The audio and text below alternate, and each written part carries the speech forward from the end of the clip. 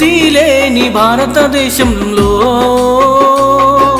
బుద్ధి లేని బీజేపీ పరిపాలనలో రైల్వే క్రాసింగుల వద్ద ఎదురెదురుగా ప్యాసింజర్ రైలు గూడ్స్ రైలు గుద్దుకొని వేల మంది చనిపోతున్నారు.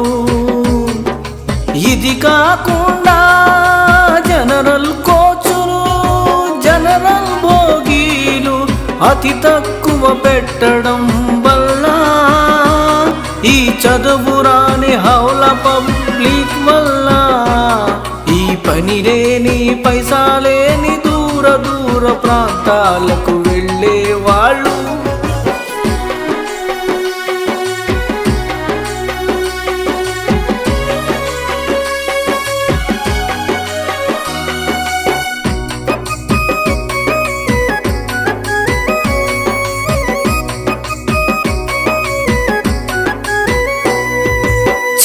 పిల్లలు ముసలివాళ్ళు భోగిలలో కూర్చోడానికి స్థలం లేక చాలా అవస్థలు పడుతున్నారు.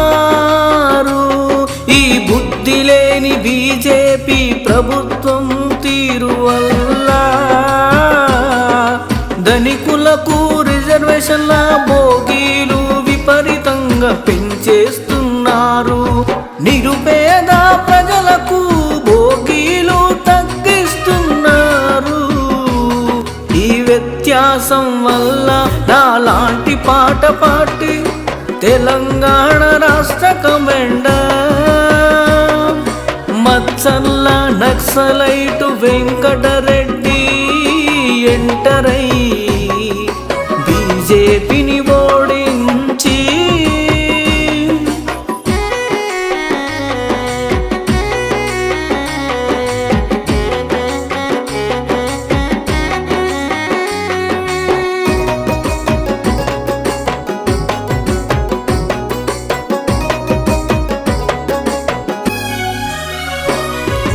పాటపాటి అధికారం చేపట్టి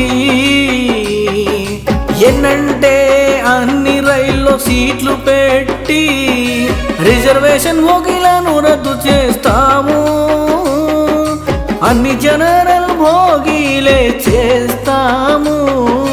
ధనవంతులు వస్తే రాని పోతే పోని అందుకని పేదలందరూ కలిసి పాటపాటికి ఓటేసి అధికారం ఇవ్వగలరు.